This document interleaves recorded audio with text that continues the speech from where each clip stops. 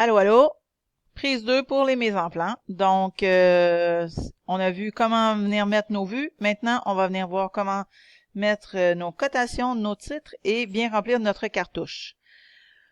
Donc, pour ce qui est des annotations, les annotations et les cotations, on a ici dans le haut, on était tantôt dans la disposition des vues. Maintenant, on est dans annotation. On va chercher cotation intelligente pour nos cotations et si on a des notes à la main à écrire, des bulles et ainsi de suite, il y a un paquet d'autres outils qui peuvent vous être utiles. Le principal utilisé, c'est les cotations où est-ce qu'on a différents types de cotations. La plus utilisée, encore une fois, c'est la cotation intelligente. Donc, la cotation intelligente, vous sélectionnez tout simplement la ligne au complet. Vous n'avez pas besoin d'aller d'un point à l'autre. Vous sélectionnez la ligne et la cotation apparaît. Ainsi de suite. Si vous voulez être entre deux lignes très précises, entre celle-là et celle-ci, voilà. Et si je veux changer le sens de mes flèches, à supposer celle-ci, je clique sur mes flèches. C'est bon. Pour ce qui est d'un cercle complet, je n'ai qu'à cliquer sur le cercle et m'apparaît un diamètre. Si c'était un cercle partiel, donc on parle d'un arc, j'aurais un rayon. Par défaut, j'ai un diamètre. Maintenant, si j'ai besoin d'un angle, une autre chose qu'on a besoin souvent, donc ce qui est de l'angle, je clique sur les deux lignes qui concernent l'angle, celle-ci. Ça peut être, vous avez juste à promener dans le fond votre curseur et vous revenez, vous avez les différentes façons de coter cet angle-là, ok, selon ce que vous éprouvez, selon vos besoins. Des fois, il se place loin, on vient le replacer. Et voilà. Ça, c'est pour ce qui est des cotations. Encore là, excusez, regardez, je vais vous en montrer une autre. Si j'ai besoin de détacher une cotation, donc je me rapproche et je veux faire sortir mon chiffre encore là tout de suite. Bon. Pour ce qui est des titres, bien sûr, je pourrais passer par mettre une note. Donc, j'aurais à inscrire une note à chacun et venir positionner ma note. Ou encore, tout le monde connaît pas mal comment écrire une petite note. Pour ce qui est de une autre façon de le faire, donc, je vais sur ma vue, bouton droit, ajouter un label de vue. Et vous voyez, il s'inscrit ici de façon automatique. Je double-clique dessus et j'écris mon titre.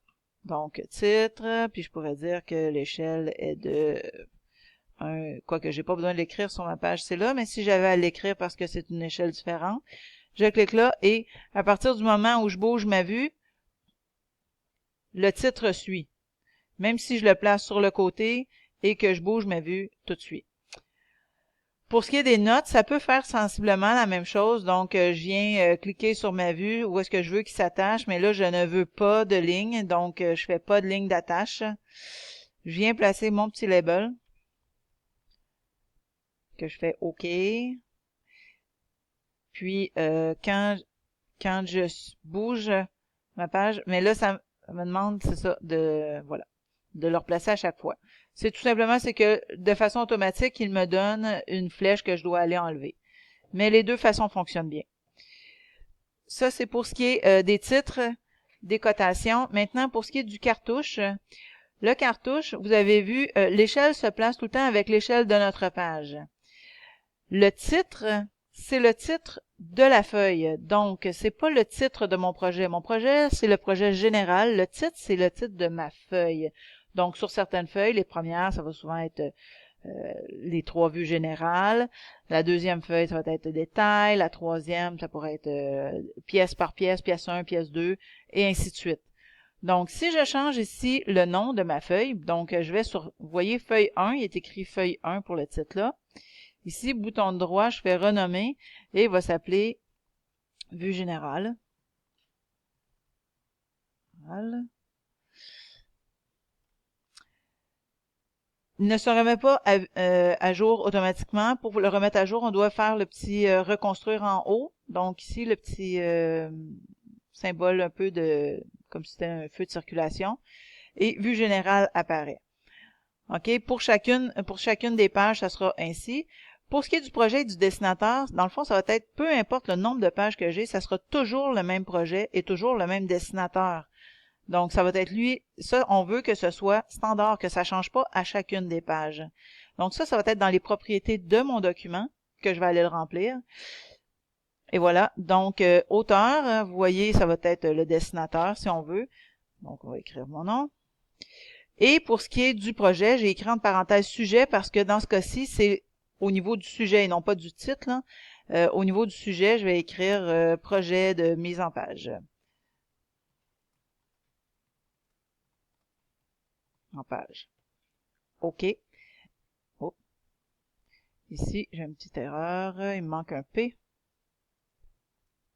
Voilà. OK.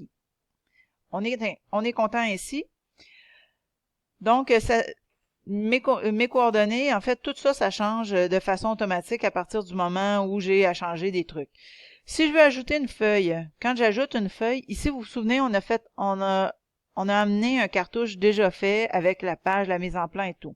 Maintenant, on lui dit, rajoute une nouvelle page, mais là, il ne saura pas quelle cartouche mettre sur notre page. Il va nous le demander. Le fond de plan n'est pas trouvé. Donc, je dois aller lui spécifier parce que là, je pourrais avoir une feuille 11-17 que je veux un petit cartouche, un grand cartouche, je pourrais avoir des locaux différents. Donc, nos cartouches à nous, l'école du meuble, c'est installé à la toute fin ici. OK?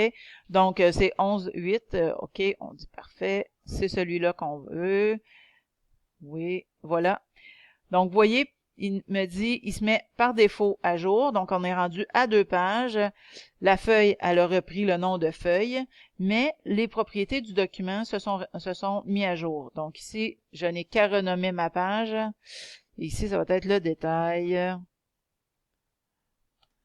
X, Y et Z, et ainsi de suite. À partir du moment où j'ai déjà donné mon bloc, ma première page, que je lui ai dit le cartouche et tout ça, il est reproduit de façon automatique et se met tout le temps à jour 3 de 3 et je peux faire ainsi de suite, rajouter des vues, vue du modèle et aller parcourir un paquet d'autres trucs que j'ai besoin de mettre dans mon dossier. OK? Donc après ça, vous n'avez qu'à naviguer à travers vos différentes pages. Et voilà, c'est l'essentiel pour la mise en plan. Ciao, ciao!